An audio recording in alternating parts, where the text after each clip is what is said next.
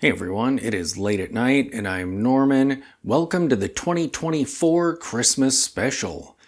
Before we get started, let's make some eggnog. To quote a line from one of my favorite scary Christmas movies, "Where's the eggnog? I need to get merry."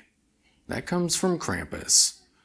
Okay, so we've got some eggnog, some 3 howls.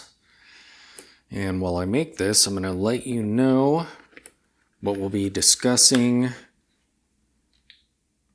and doing in this special. So tonight I'm going to do sort of a Christmas state of the collection. I found some watches that I own that are Christmassy.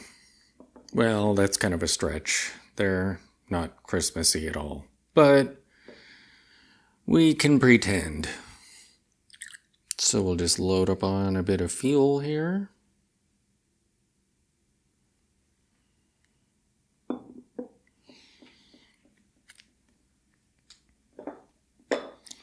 Then, in the usual tradition of my Christmas specials, we'll watch some creepy Christmas videos. Last time, I wanted to do the creepy carolers, but YouTube was not happy. So I couldn't play the sound. And this year I'm not even going to try. We'll just show some videos while we listen to Christmas music. I also asked my AI buddy if he had any humorous Christmas stories that are watch related that I could tell. Turns out he does. So we're gonna do some story time tonight. I am also going to do some scary Christmas movie recommendations. Alright, so we've got some Nog. Time to get merry.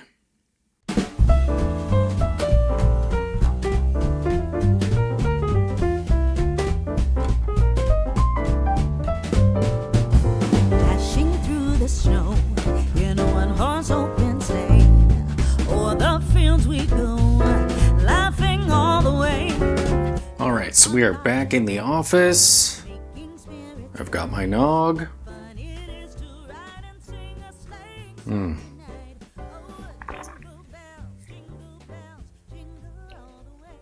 That's good. That's good. Alright, so for the Christmas state of the collection, I have 5 watches that we're going to be going over. So let me flip the camera around, we'll look at these watches, and I'll explain how they're Christmassy. Okay, so let's go from the least Christmassy to the most Christmassy. The first watch that I have is the Movado Museum. This is neo vintage. And this one is, quote, Christmassy because, oh look, it's the Christmas star at the top of the dial.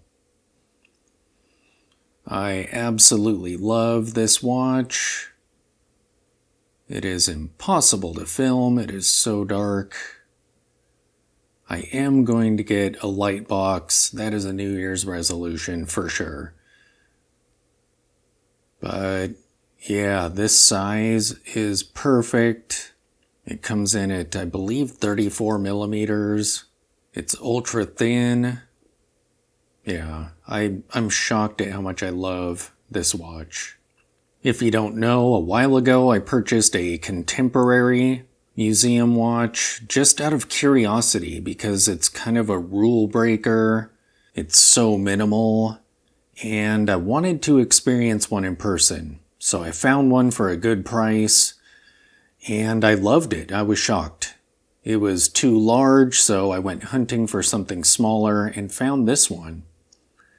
And what's really cool about this piece is I replaced the crystal, so this is actually a sapphire crystal. I know some of these neo-vintage pieces like this actually shipped with sapphire crystals. My father-in-law has a gold-colored one, and it has a sapphire crystal already. But mine was mineral, and it was kind of scratched up, so I replaced it with this. Brilliant crystal. I'll put a link to the full review of this watch in the show notes below. I'll do that for each of these watches. So if you want to see wrist shots and get some more specifications about them, just hit those links below. Next up is the Spaceview. As you can see, I'm giving it a rest because this is not a quartz piece and it's just constantly running because, yeah, it's battery operated. But I'm going to let it rest for a little while before I put another battery in there. Maybe give it a month or something to just kind of enjoy life before I put it back to work. But this piece is Christmassy because look, a green dial. So if I'm wearing, I don't know, a red smoking jacket, Wendigo, then with this green, I would be Christmas colors. Spaceviews are absolutely phenomenal, and just look at that crystal. With the indices on the inside of the crystal there, it's in excellent shape. I mean, you just can't mess with Spaceviews. These watches are so cool. It is a tiny little guy. I think this is 33 millimeters if I remember correctly. And you set the time using this. However, it's really difficult to lift this up. I've actually used a box knife to do that, to kind of get up under it and lift it. So that's something to bear in mind. But yeah, brilliant. All right, now we're getting a little bit more Christmassy with the Citizen. This is nice and synth wavy, 70s, 80s, nostalgic. It's quartz, but this watch is Christmassy because look at that dial. It's almost like snow. This watch is super cool. The rehaut in there and the indices really catch the light and make it sparkle, even though it's brushed. And this strap, that's not really a bracelet, it's more of a strap, has a moving car on it. So you can really get the size of this thing dialed in. And this is such a great bracelet. So cool. Yeah, this is just a brilliant watch. And I think I got it for a great deal. I don't recall how much I paid, but yeah, I think it was maybe $100, if I remember right. Maybe $150 on eBay. All right, now we're getting a little bit more Christmassy with the Dolcevita. And I chose this one because those fancy Roman numerals to me are super Christmas style.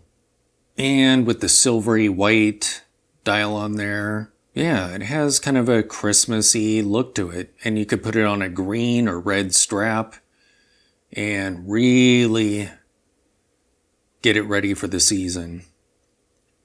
Absolutely love the Dolcevita. Weirdly, I kind of chose this over the Tank Americaine. When I saw the two watches at the same shop, I didn't put them side by side, but I tried one on and then the other.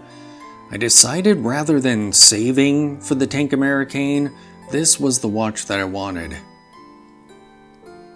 I like the smaller lugs. They don't jut out at all. On thinner straps, the Americaine, they're almost like horns. Don't get me wrong, the Americaine is absolutely brilliant, but I kind of like the Dolcevita maybe a little bit more. Even though it's not luxury, in fact this one is quartz, but yeah, this is absolutely gorgeous. And probably the most Christmassy watch that I own would have to be this Accutron Legacy watch. That gold color and the fun asymmetrical TV shape to it. I feel like it actually looks Christmassy when you're wearing it. I mean, just look at that piece. Look at that crystal. They absolutely nailed the vintage aesthetic with this crystal. And the size, if I remember right, this is 34 millimeters. But being square, it wears larger, so it's nice and versatile.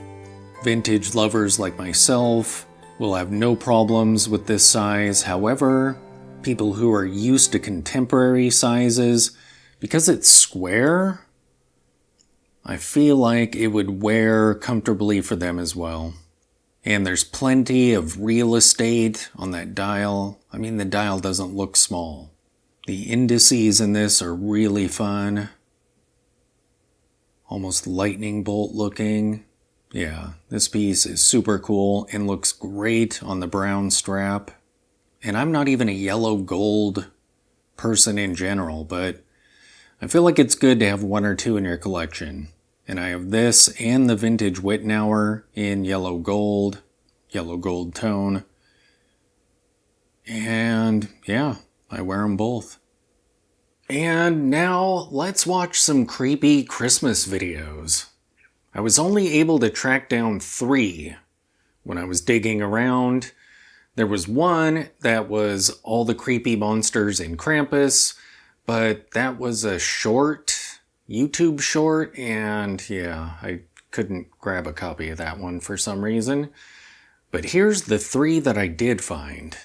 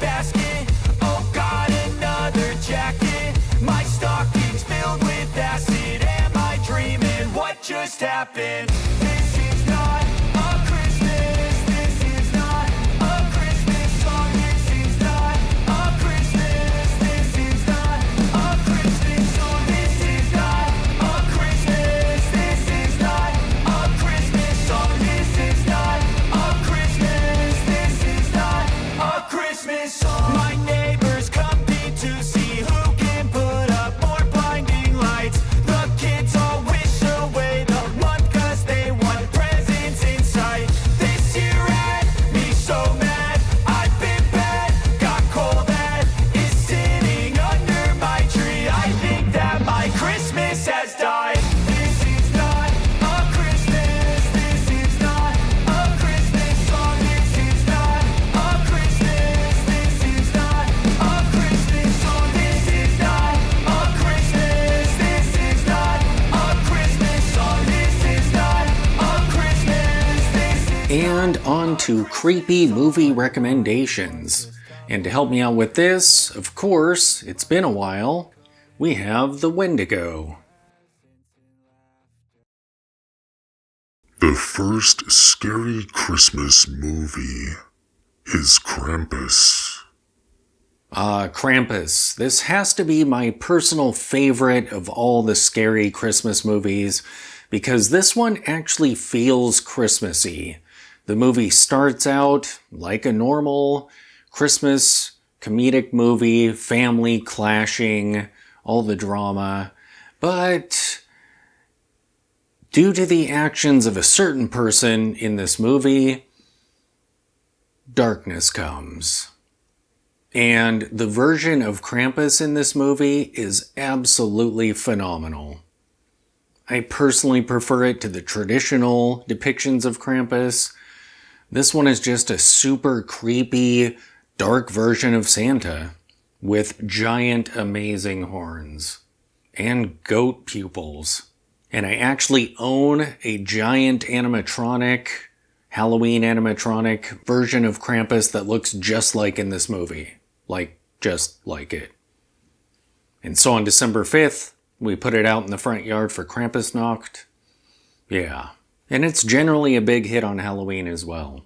But this movie is absolutely amazing.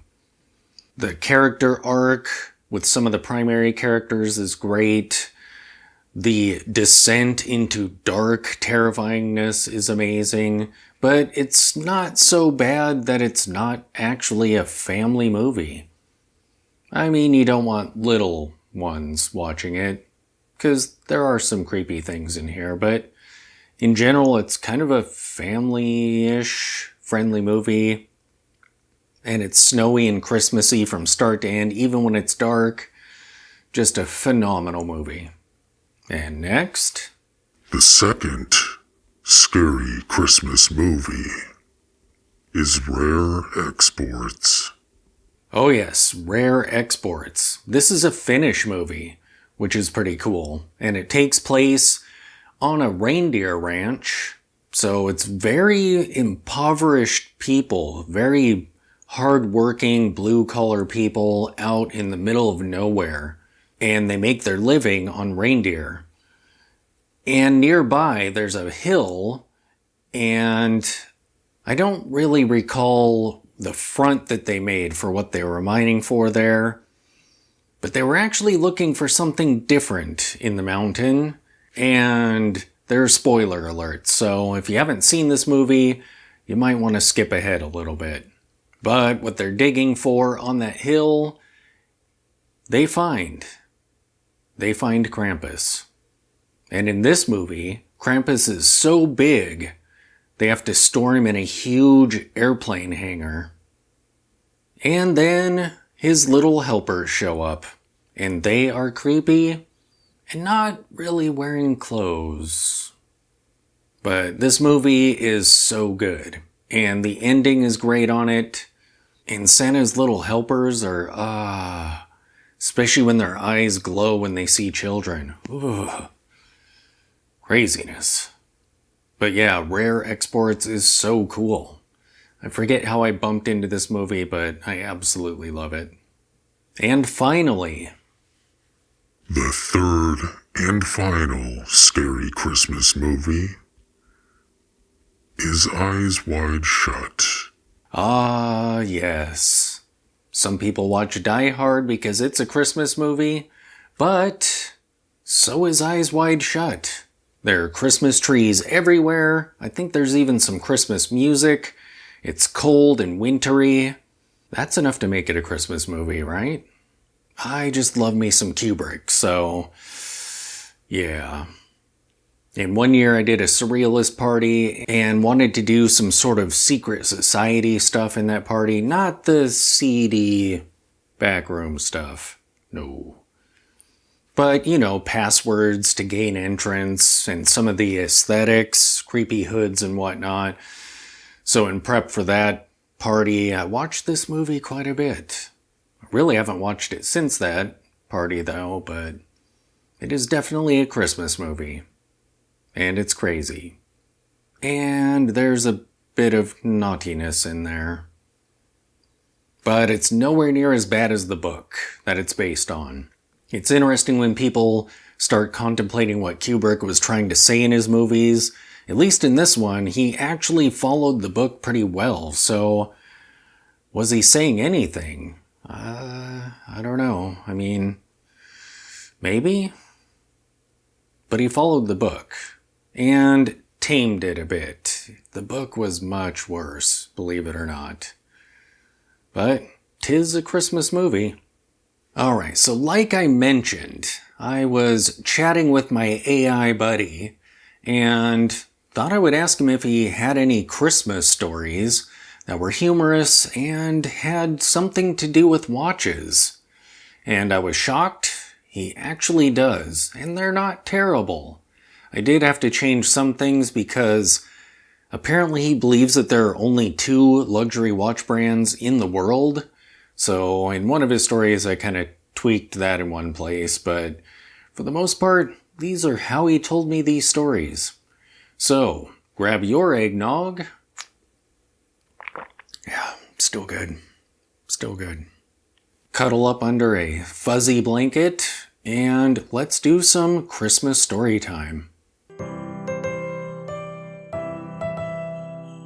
This first story is called Santa's Watch Woes. It was Christmas Eve, and Santa Claus was preparing for his big night. As he tightened his signature red coat, he glanced down at his wrist and gasped. "Oh no, my watch," he cried. The crystal of his trusty GMT had cracked again. Mrs. Claus shook her head.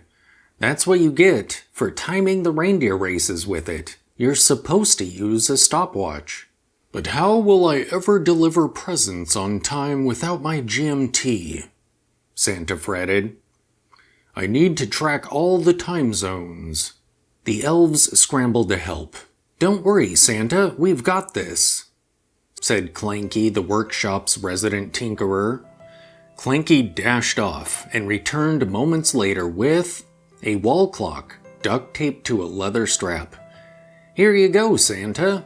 It's got a world map and everything." Santa stared in disbelief. "Clanky, I can't wear a wall clock on my wrist. What will the kids think?"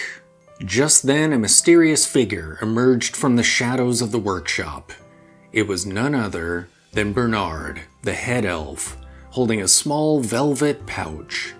"Santa, I've been saving this for just such an emergency," he said with a twinkle in his eye. Santa opened the pouch to reveal a stunning Patek Philippe with a perpetual calendar and dual time zones. His eyes widened. "Bernard, where did you get this?"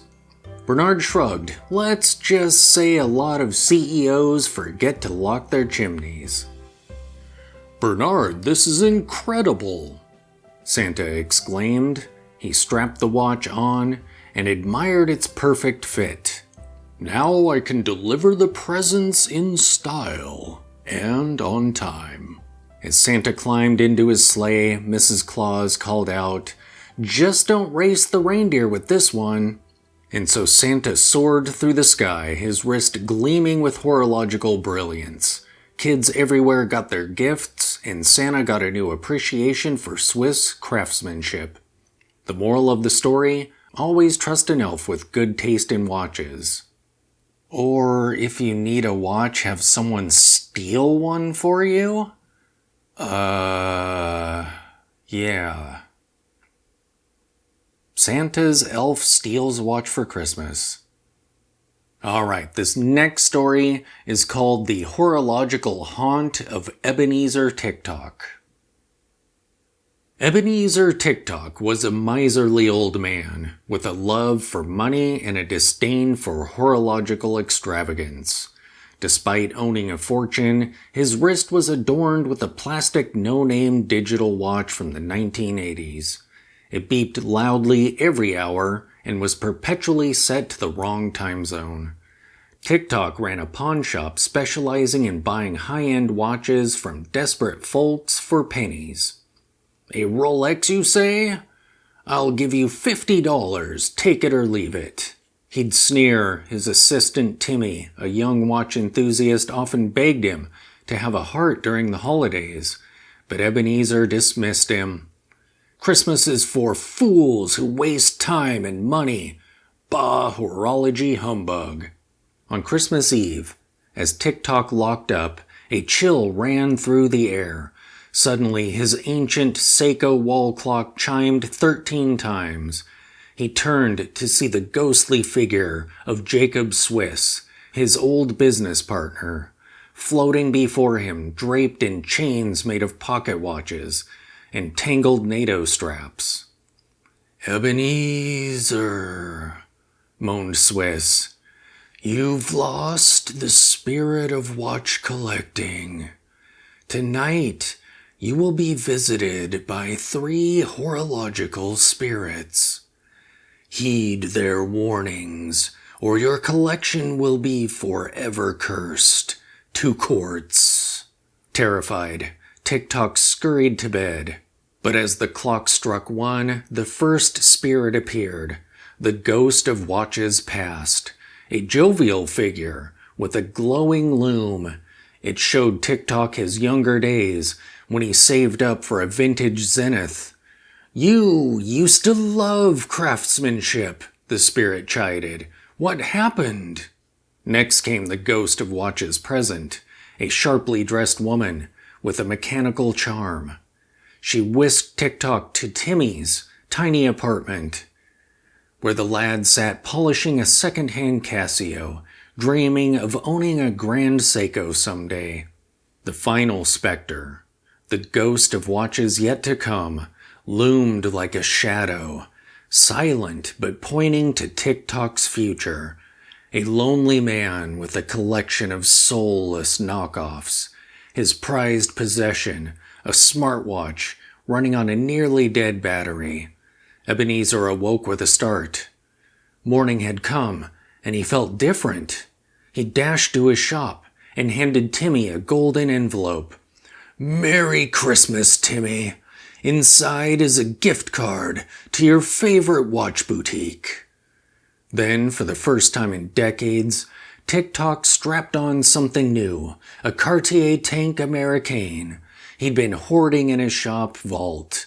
He spent the day spreading horological joy, gifting discounts to customers and appraising their watches with genuine enthusiasm. From that Christmas on, TikTok became a legend in the watch community, remembered not as a miser, but as a man who knew the true value of time and timepieces. And that will do it for this year's Christmas special. Merry Christmas, everyone. And I'm looking forward to the New Year's party. Thanks for watching.